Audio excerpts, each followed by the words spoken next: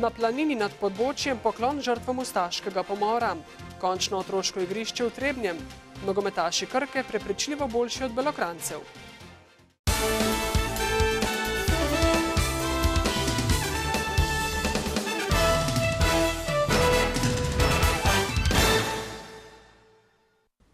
Lepo pozdravljeni. Na planini nad Podbočjem so se poklonili žrtvam ustaškega pomora leta 1942.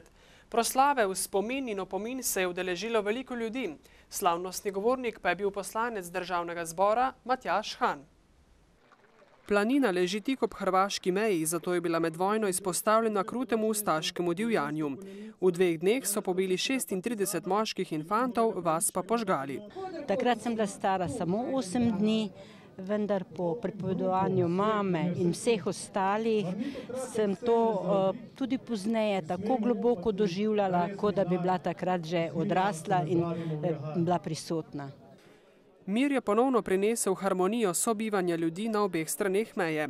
Poslanec Matjaž Han je v nagovoru dejal, da slovenski narod izhaja iz vrednot tovarištva, solidarnosti in socialne pravičnosti. Danes pa je vse to na preizkušnji. A že ni prišel čas, da kot neomajno sprejmemo dejstvo, da si je slovenski narod samo s partizanskim borom in odporom v 2. svetovni vojni izboril močne državniške temelje in da smo na teh temeljih lahko v 90. letih postavili neodvisno in samostojno Republiko Slovenijo. Planina je sinonim za nezlomljiv slovenski duh in složnost, ko je bilo treba graditi domovino. Tudi danes za izhod iz krize potrebujemo takšno povezovanje, zato je Han pozval politiko, naj neha zasledovati le ozke strankarske interese. Na jutrišnji dan pred 68 leti so z partizanskega letališča na Otoku pri Metliki poletela letala, ki so v svobodo v zavezniško bazo v italijanskem Bariju prepeljala več kot 100 zavezniških vojnih ujetnikov, ki so jih partizani rešili iz ujetništva na Štajerskem in s pomočjo lokalnega prebivalstva prepeljali v Belo krajino. Na Otoku pri Metliki so se spomnili te mednarodne poti zavezništva, ki so jo po knjigi enega izmed rešenih zavezniških pilotov poimenovali Vranov let v svobodo. V imenu ujetnikov britanske vojske, ki ste jim pomagali na prostost, se vam srčno zahvaljujem za vašo hrabrost in za vašo odločenost ohraniti v spominu ta primer britansko-slovesnega prijateljstva. Prijateljstvo, zgrajeno med Slovenijo in Veliko Britanijo v hudih časih 2. svetovne vojne, nas zavezuje k skupnemu ustvarjanju boljšega sveta, je še dejal britanski veleposlanik. Spominska prireditev na Otoku, ki so jo prvič pripravili lani, pa ne pričale o prijateljstvu med narodi, je tudi spomin in opomin našim zanamcem, da vedo, kaj se je takrat tukaj dogajalo in kaj je Bela krajina pomenila v 2. svetovni vojni. To srečanje na partizanskem letališču, s katerega so med vojno na Varno prepeljali 2000 otrok, žena in starejših, v zavezniške bolnišnice pa 1500 ranjenih partizanov je nujno potrebno, pravi Albina Tošeska. Nujno potrebno je pa posebej še v tem času, ki je marsikdo resnico drugače obrača. Naša dolžnost je, da zagovarjamo resnico in ohranjamo spomin na del naše zgodovine, na katerega smo lahko upravičeno ponosni, še dodaja Tošeska. Otroci vseh starosti so v Trebnjem le prišli do svojega igrišča. Otroško igrišče Jurčkov gozd, ki se razteza kar na 10 000 kvadratnih metrih, sicer lahko že nekaj časa uporabljajo. Zdaj pa so ga v tamkajšnji krajevni skupnosti tudi uradno predali namenu. Zamisel o otroškem igrišču se je porodila že pred 10 leti, ko je svetu krajevne skupnosti predsedoval Marjan Karmel.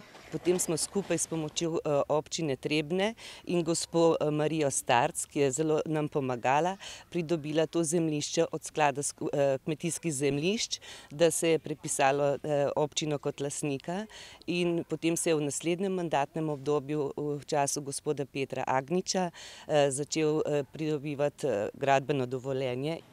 Igrišče, ki so ga uredili v gozdu, so dokončali v tem mandatu. Nekaj posebnega pa je tudi zato, ker so igrala narejena iz lesa. Tukaj imamo 80 igral. Njihova nabavna cena in postavitev je znašala okrog 85 000 evrov. Igrala so pa za 3 sklope, najmlajše, malo starejše in tudi odrasle. Samo tam daj se napačno igrala, pa se tam dol najraje pa igram. Jaz pa rada se tudi tam dol igram, pa tukaj mi je najbolj všeč. Jaz hodim od 2. razreda, najgraj se tam dal. Igrišče je sicer odprto ves čas, z bližnjim sosedom pa so dogovorjeni, da skrbi za red in čistočo. Imamo že prve stanovalce tukaj, to so veverice in tem pozivam vse otroke, ki pridejo sem, če jim doma ostane kakšen lešnik ali oreh, da jih hranimo, da bojo tudi tukaj ostale. Letos sicer mineva 20 let, odkar je Trebnje postalo mesto. Odprtje Jurčkovega gozda pa sodi v sklop dogodkov ob tem jubileju.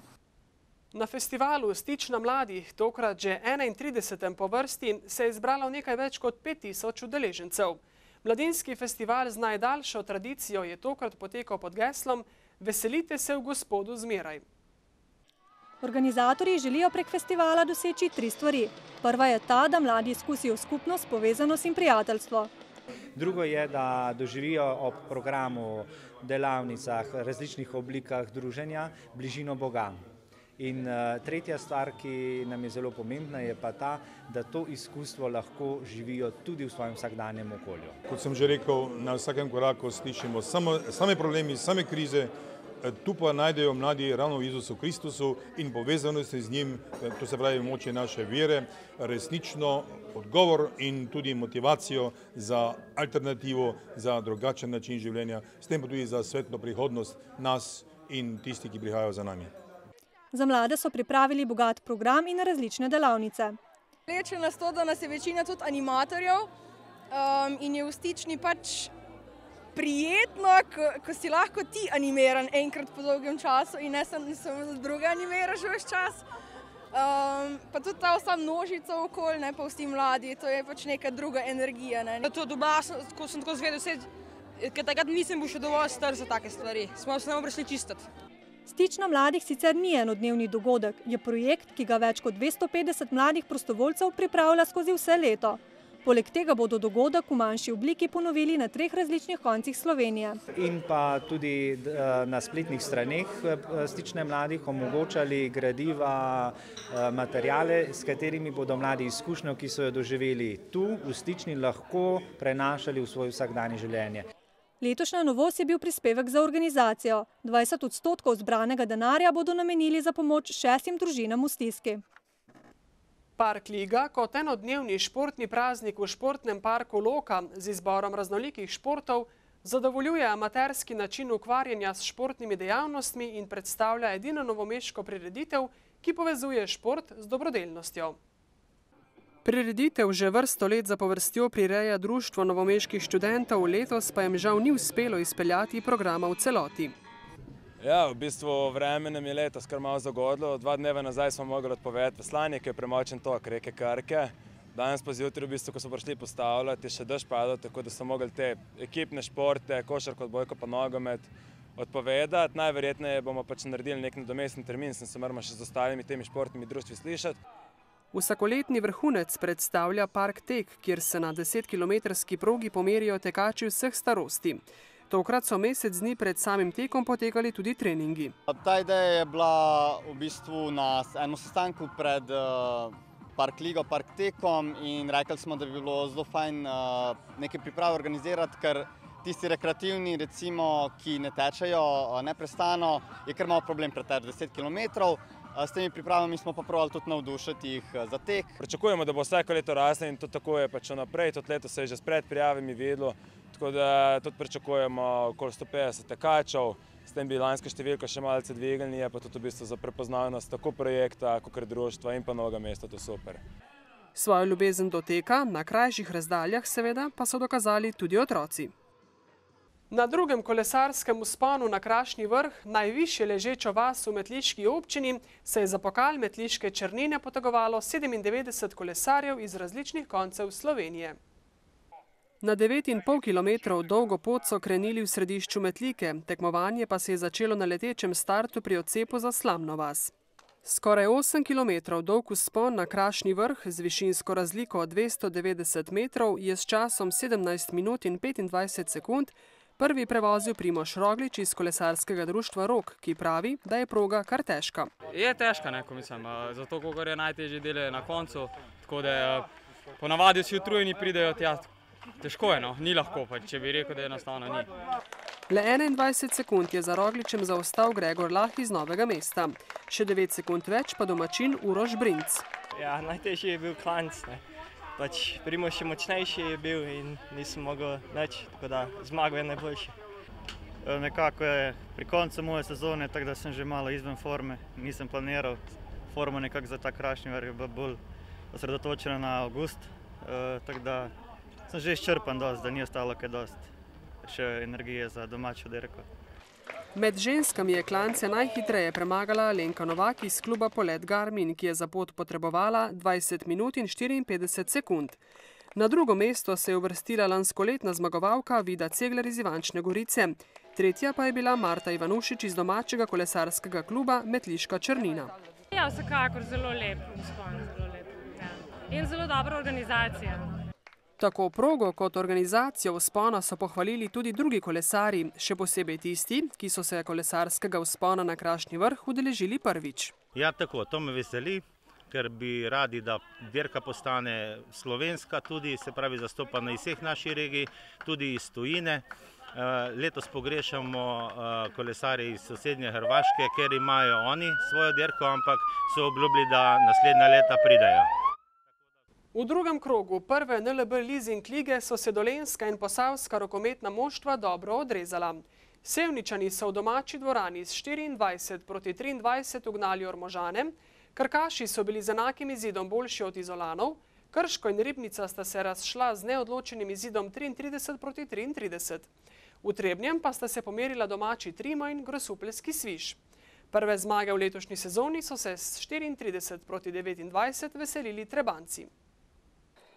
Prvi polčas je minil predvsem v znamenju gostov, ob koncu pa so Trebanci le zaigrali bolje ter na odmor odšli s prednostjo 2 zadetkov pri izidu 16-14. Trimovci so v nadaljevanju stisnili plin, povedli tudi z 9 zadetki ter srečanje mirno pripeljali k koncu. Igrali smo malo v krču, verjetno še posledica slabo odigrane tekme v Ribnici. Potem smo se nekako sestavili in odigrali tako, kot znamo. Mislim, da smo zasluženo zmagali. Res je, moram reči, da smo prvi polčas zelo dobro odigrali, v obrambi tudi v napadu, predvsem tudi v napadu, kar imamo ponovadi malo manjko, predvsem se pametno igrali strpljivo. Enostavno se ne poznala na koncu prvega polčasa neizkušenost. V igri Trima, čigar prvi cilj v letošnji sezoni je nastop v ligi za prvaka, se močno občuti odsotnost Miha Zarabca, ki je prestopil v Maribor Branik. Ja, naša igra se je spremenila. Igramo z klasičnim levim bekom. Lani smo igrali nekako z netipično postavo in rabimo nekaj časa, da se uigramo, da bomo tisti pravi.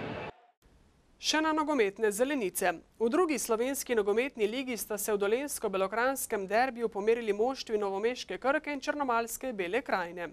S 4-0 so zanesljivo slavili Dolenjci. Že po prvem polčasu so Krkaši vodili z 2-0 in tako ostajajo neporaženi v letošnjem prvenstvu. Mi nismo pričakovali, da bo takšen uspeh, vendar mi smo pač v Stečilnici se rekli, trebetno vse nič na domačih tekmah moramo zmagovati. Kar se tiče derbija, dober. Mislim, da derbiji so predvsem z Zavrčem pa s temi, kateri so nam konkurenti tam za vrh lestvice. Mislim, da smo odigrali dobro tekmo. Nasprotnik je bil tudi kvalitetan organiziran, ali naša kvaliteta je prišla do izraza. Zadnje čase, v bistvu od začetka prvenstva igramo dobro in ta serija se nadaljuje in jaz upam, da bomo do konca jesenjega dela sezone izdržali v tem ritmu. Glejte, rezultat sigurno ni realen. Mi dejansko smo dosti dobro smo odigrali tekmo, imeli šanse, vendar Krke zabijala, mi pač ne. Treba reči, da smo dobili vse 3 gole po individualnih napakah. Sicer pa se bosta isti moštvi že jutri pomerili v pokalnem tekmovanju, spet v Novem mestu. Pa moram priznati, na tej tekmi sem planiral dati priložnost tudi tistim, kateri niso dosti igrali. Mi gremo na zmago, kot vedno. Tako da bo ena kombinirana ekipa odigrala, jaz verjamem, tudi fantom, kateri ne igrajo redno. To je pokal MNZ, tle je pač druga vrsta tekmovanja. Verjetno se bo taktizirali, malo se bo igralce spočili, tle bo odigrali neki fanti, ki mogoče malo manj igrajo. Bo pa spet derbi, rivalstvo, šlo se bo na zmago, mi bomo probali popraviti ta slab vtis so danes. Po 7 krogih prvenstva so Novomeščani na prvem mestu lestvice, medtem ko so Belokranci pri dnu razpredelnice. Toliko v današnjih novicah, ko se izteka še zadnji ponedeljek v letošnjem poletju. Naslednjega bo namreč v svoj objem že vzela jesen. Lep večer.